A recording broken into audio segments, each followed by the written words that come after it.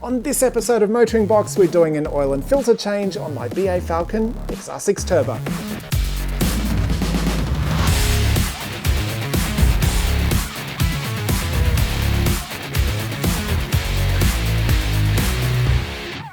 Welcome back to MotoringBox. I'm Sean McKellar. This is my 2004 BA Falcon XR6 Turbo. Now today I was hoping to install a new oil feed line to the turbocharger because they are prone to blocking and it is really good to replace it with an aftermarket item. But I got halfway through the job, found out I didn't have the right tool to finish the job. So today's episode is really just an oil and filter change. Terribly sorry. Again, that's how it rolls. I haven't got a full workshop full of tools. I've just got basic tools, and it turns out I need a set of deep sockets. Now I already have a set, but I need some which are bigger than what my set actually covers. 24mm, mine goes up to 19mm. Now with any turbocharged engine, not just a Barra, anything, it is usually recommended that you change the oil every 5,000 kilometers, perhaps every 6 months. And usually that's because of the oil which runs to the turbocharger. These engines have a common point of failure, which is the hard line, the oil feed line, which runs to the turbo. There's a really small filter. That filter clogs, the turbo starves of oil and the turbo dies. So that is where an aftermarket oil feed line kit like this one comes in. It moves the filter to a more serviceable location and it is replaceable. So you can swap that filter out from time to time and make sure your turbo is getting a nice steady flow of oil. So yeah, unfortunately, can't replace that this week, but we can do the oil and the filter on the engine itself. So let's get to it. All right, so what do we need to do this job? First of all, we need a beverage. We need an oil filter, Ryco Z9, and the oil of choice I'm going for today is the Newlon Full Synthetic 10 Weight 40. Now I bought a whole lot of this oil about a year ago because it came highly recommended on all of the XR6 Turbo forums. I run the same oil in the AU Falcon's Intech VCT as well. No problems, no weird noises or anything, so it should go pretty well in this. So yeah, I guess we need to get under the car and drain the existing oil, see what it looks like. So I can never remember what size bolt is on here. I got it first go, it's a 15 I think. Yeah, 15, cool. So yes, I would be making things a lot easier for myself if I did jack the car up. But sometimes, you know, I just feel a little bit lazy. So we just need to get our bolt spinning, which she is. I will spill a little bit of oil, but it's going to save me a bit of time. So let's run with that. I usually just drop the plug straight into the oil because it's pretty easy to fish it out again after you drain it into a container. There you go, perfect. Of course you guys can't see it, but yeah, it's coming out. She is looking a little bit black, but that's to be expected. So that's all good. All right, so the majority of the oil is out. So what I like to do is drag the oil pan away, drainage pan, and I have a little painter's style tray, which I just like to slip under. You probably won't really see it, but it's just a really shallow tray just to catch the bits that are still dripping out. That allows us to get the majority of the oil and the container out of the way. Alright, so I decided to bite the bullet and jack the car up just because access under here is pretty hard. And my little oil filter puller thing is slipping. So now I can get a slightly better go at it. There we go, she's coming now. It's not the best tool, this one, but usually it does the job eventually. There we go. Ah, thank God.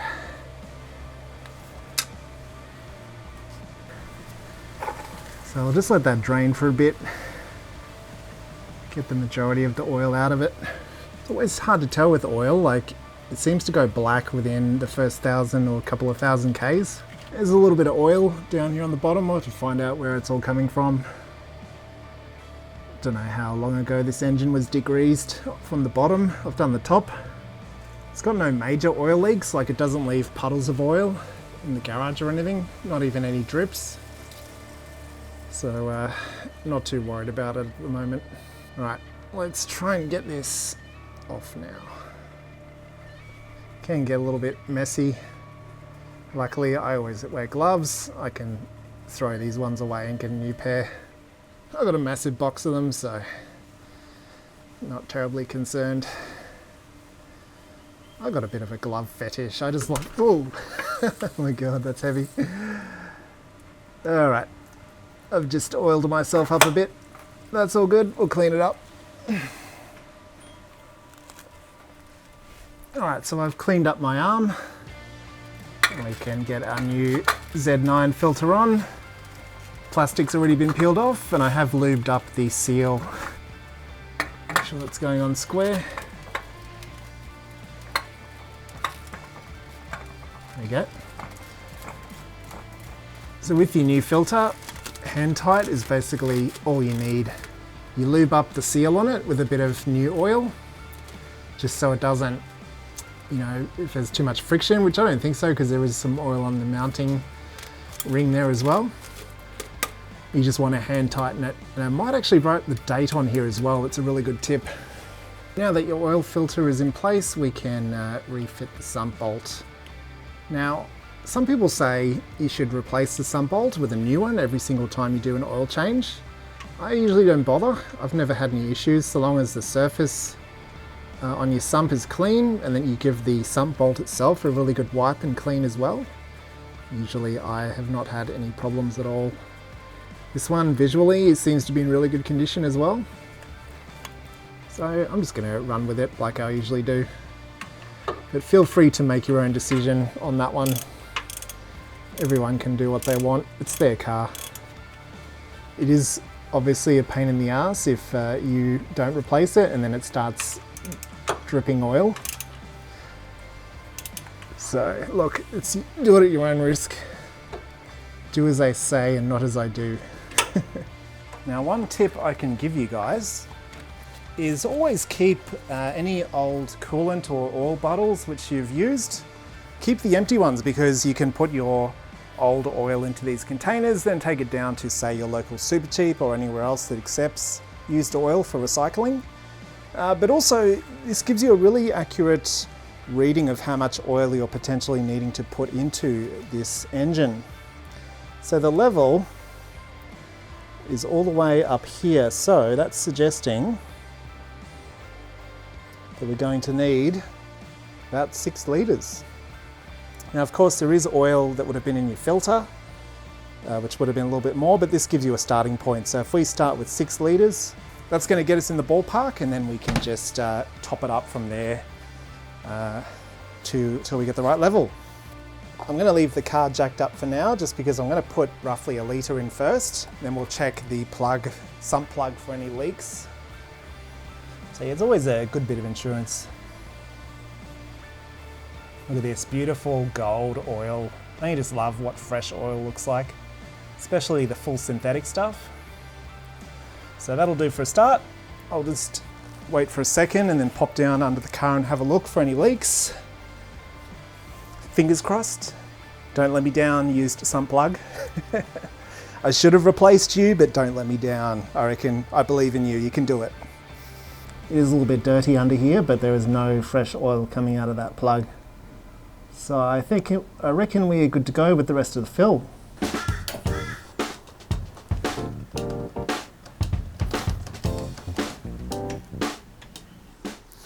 I think this is the same bottle that I used in the AU Falcon to finish the oil change on that. So it's possible, I think this bottle wasn't full. So let's go slowly, make sure we don't overfill it. It's easier to add oil instead of try and take some out, obviously. Keep your engine nice and clean as well. So yeah, let's give it a minute, then we'll check the oil level. Okay, it's on the dipstick. It's not quite at the okay range yet, at the lower end, so we need to add probably another litre or so. This bottle's only got a little bit left, so I'll just finish that off. And luckily I've got another bottle, which is partially used as well. So we'll get every last milliliter out of this bottle. Liquid gold, look at that. Love it. Yeah, that'll do. So we do have a second bottle here, which, as I suspected, I have used a little bit of it before. It's never seen an engine, of course, but has been opened, but that's all right. It's been fully sealed. Let's check our level one more time.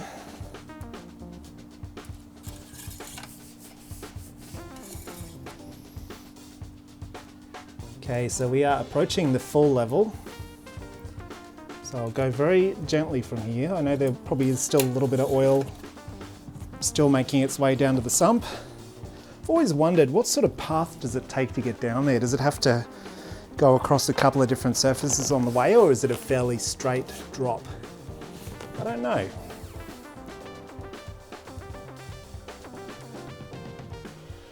Let's see how that goes. I always find oil changes to be really satisfying because you just know that your engine, it's kind of a placebo thing, I guess. Like, I know it's doing your engine a lot of good, but engines just sound like they run better as well with fresh oil. They sound smoother, they sound quieter. I reckon a lot of that is placebo, especially on an engine that's been fairly well maintained like this. But yeah, it is nice to know oil is obviously the lifeblood of the engine. So you're really doing yourself a favor, you're doing your engine a favor by replacing it. That is bang on full at the moment. Let me just pull that out, check one more time.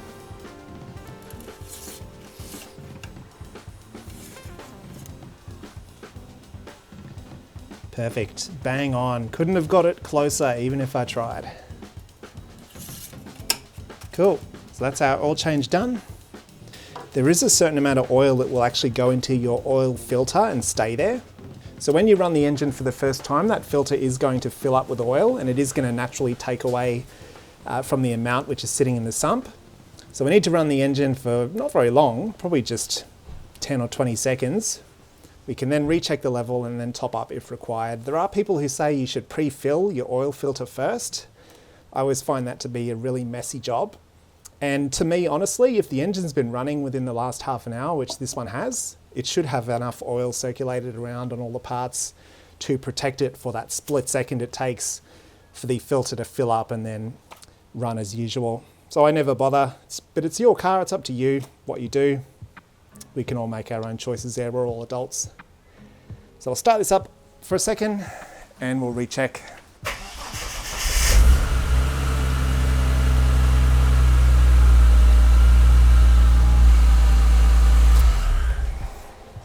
That new drive belt on the front of the engine actually is making a little bit of a noise when the engine stops. You can hear it squeal a little bit.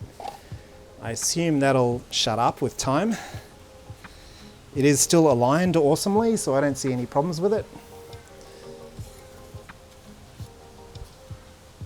So let's recheck. I guess you need to wait for a couple of minutes, but let's just see how this is looking. So that has dropped all the way down to the bottom of the OK level now.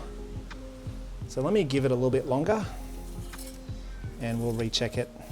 In the meantime, now is probably as good a time as any to show you a look at this kit. So no instructions came with this, so I assume it's going to be pretty easy to install if I don't drop things down into the engine bay. But we have two lines here. So we got the first one, this goes to the turbocharger itself down the driver's side of the engine, and you then have your inline filter. So I believe this will be positioned roughly like this. So your filter is going to be hiding just down the driver's side here of the engine. So that'll sit there like that. And then this second line has a 90-degree elbow on it. That'll join on to the front of the filter. And then this part here is going to basically disappear all the way down to the oil feed fitting, which is down on the bottom of the engine there, just above the sump, I believe.